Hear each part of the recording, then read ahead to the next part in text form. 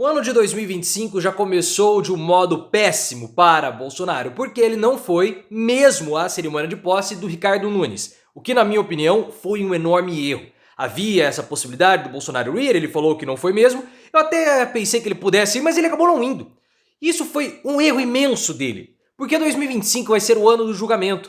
E há uma discussão no STF se Bolsonaro vai ser julgado na primeira turma, com menos ministros, um julgamento mais rápido, ou em todo o plenário, com mais ministros, com Cássio Nunes, com André Mendonça, o que pode fazer com que o julgamento dele se arraste para 2026, o que para ele seria o ideal. Mas para conseguir fazer isso, o Bolsonaro tem que dar demonstrações de força política. Então ele não pode perder essas oportunidades, como ir à posse do Ricardo Nunes, uma vitória do Nunes simbólica, porque derrotou Boulos, derrotou Pablo Marçal, e no discurso de posse, Nunes reforçou a direita e sua oposição a Lula. Então Bolsonaro não ter ido à posse de Nunes, talvez com medo de vaias, mas que político que tem medo de vaias? Foi um enorme erro. O enfraquecimento de Bolsonaro, que já é visto até mesmo dentro do PL, porque existe uma parcela do PL que é governista, isso todo mundo sabe, mas que já tem um tempinho que os bolsonaristas não fazem reclamações dessa ala governista do PL, o que para mim é o enfraquecimento do ex-presidente. Na sua opinião, Bolsonaro vai ser julgado na primeira ou no plenário todo do STF? Ponto 2. O que você achou em termos estratégicos Bolsonaro não ter ido à posse do Ricardo Nunes? Foi um erro? Foi por medo de vaias? E o Bolsonaro está enfraquecido dentro do PL? Deixa o like se você quer a prisão do Bolsonaro ainda em 25 e se inscreva no canal. O Bolsonaro, ele tinha passado a informação que ele não iria a nenhuma cerimônia de posse dos prefeitos que foram empossados no dia 1º de janeiro. Isso porque ele estaria muito cansado, trabalhou demais e iria passar o fim de ano com a família. Passou ele, Michele, o maquiador e outras pessoas. Eu até pensei que o Bolsonaro ele pudesse rever a posição dele e comparecer à cerimônia de posse do Ricardo Nunes, mas ele não fez isso. Talvez ele tenha ficado com medo das vaias, porque a cerimônia de posse dos prefeitos acontece na Câmara Municipal, tem ali vereadores de outros partidos, mas ele poderia ter comparecido para um café da manhã, para um almoço, para alguma coisa que envolvesse o Ricardo Nunes. Só que ele optou por não fazer isso. E o Nunes, ele aproveitou a oportunidade no discurso de posse para exaltar a direita, ou seja, exaltando o Bolsonaro, para exaltar Tarcísio de Freitas. Depois, em entrevista à CNN Brasil, o Ricardo Nunes falou que o Brasil estaria voando se o Tarcísio fosse presidente.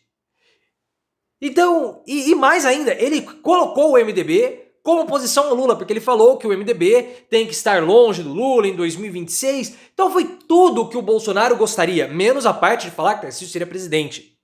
Se o Bolsonaro tivesse comparecido, botar uma pressão no Ricardo Nunes, talvez nem sobre o Tarcísio o Ricardo Nunes teria falado. Mas foi uma grande oportunidade perdida do Bolsonaro junto ao Ricardo Nunes, que foi o prefeito vitorioso da maior cidade do país, numa disputa muito apertada, principalmente no primeiro turno. Essa história de colocar o MDB como oposição ao Lula em cenário nacional, o Ricardo Nunes tem que dar uma baixadinha de bola. Tem que dar uma baixadinha de bola, ele é um prefeito insignificante em termos ainda do MDB, ele não é nada, talvez ele seja um pouco emocionado demais por ser prefeito de São Paulo, mas o Renan Calheiros, em novembro, concedeu uma entrevista para o jornal O Globo, que ele foi categórico a respeito de pessoas falarem pelo MDB. E ele citou nominalmente o Ricardo Nunes. O Renan Calheiros falou o seguinte: o MDB não tem dono, mesmo que ele seja o prefeito de São Paulo. O que o Renan falou? Cala a boca, Nunes. Cala a boca. Não fica falando sobre o partido porque você não é nada, você não é ninguém. Você não é ninguém. Porque o MDB está sendo especulado para ser o vice do Lula em 2026. E aí os nomes são ventilados. O Helder Barbalho, que é governador do Pará, a Simone Tebet, ministra do Planejamento, e até o Renan Filho, ministro dos Transportes, que é filho do Renan Calheiros, que também é senador, foi especulado. Mas o Renan possivelmente vai disputar o governo de Alagoas de novo em 2026. Então existe essa possibilidade de composição do MDB junto ao PT. Então Ricardo Nunes pode ficar falando à vontade, porque o MDB vai estar com Lula em 2026. Se o Ricardo Nunes quiser ser oposição, ele que saia do partido, o que possivelmente pode ser que aconteça. Mas voltando aqui à posse do Ricardo Nunes, o Bolsonaro, ao não ter ido, começa 2025 já com uma derrota. Foi um erro estratégico do Bolsonaro. Ele poderia ter sido vaiado? Poderia, mas político que tem medo de vaia? Político que tem medo de vaia não é político. Ele não fala tanto do Datapovo? Ele deveria ter ido. Deveria ter ido porque Ricardo Nunes obteve uma vitória muito simbólica e significativa em 2024. Primeiro porque ele derrotou o Pablo Marçal, que é o principal adversário de Bolsonaro à direita. Se Pablo Marçal tivesse vencido a prefeitura de São Paulo, ele teria muita musculatura e muita estrutura para poder encher o saco do Bolsonaro em 26. E se ele fosse prefeito de São Paulo, o processo de cassação dele, a respeito lá do Guilherme Boulos, daquela notícia falsa, do Boulos gostar de fermento pelo nariz, dificilmente iria prosperar, ou teria mais dificuldade. Então, quando o Ricardo Nunes derrota o Pablo Marçal, os planos políticos do Marçal são atrasados, o que para o Bolsonaro é ótimo. E o Ricardo Nunes derrotou o Guilherme Boulos.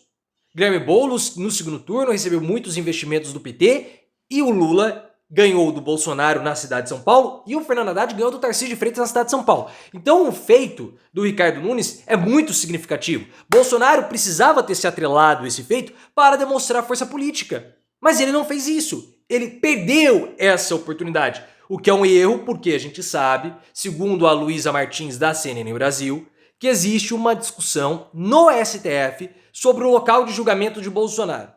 O Alexandre de Moraes quer que o Bolsonaro seja julgado na primeira turma do STF, porque o STF é dividido em duas turmas, a primeira e a segunda turma. Cada uma tem 5 ministros e isso serve para dar celeridade aos processos e aos julgamentos. O 8 de janeiro, os patriotários condenados, todos foram julgados na primeira turma.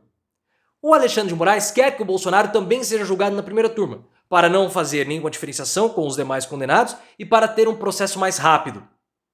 Porém, uma ala do STF acredita que Bolsonaro, por conta do caso ter impacto social, de ser um ex-presidente, precisaria ser julgado no plenário. Para o Bolsonaro, o melhor é o julgamento no plenário, porque no plenário nós vamos ter Cássio Nunes e André Mendonça. Eles fazem parte da segunda turma e não na primeira. O Cássio e o André, eles podem pedir vistas e arrastar o julgamento do Bolsonaro até 2026, fazendo uma grande confusão com o contexto político de campanha que nós vamos ter no ano que vem. Isso é tudo que o Bolsonaro precisa. Mas o que vai definir se o Bolsonaro vai para a primeira ou para o plenário? A força política dele. Por isso que ele não pode perder essas oportunidades que ele perdeu em ir à posse do Ricardo Nunes. Toda oportunidade política de demonstração de força que o Bolsonaro tiver em 2025, ele precisa aproveitar. Porque em Brasília a situação dele está difícil. Para vocês terem uma ideia, o Lula vai fazer uma reforma ministerial agora no começo do ano. Pelo menos é especulado, não vai ser agora em janeiro, possivelmente em fevereiro e março, depois da composição da nova mesa diretora da Câmara. Um dos partidos que deve fazer parte do novo ministério é o PP.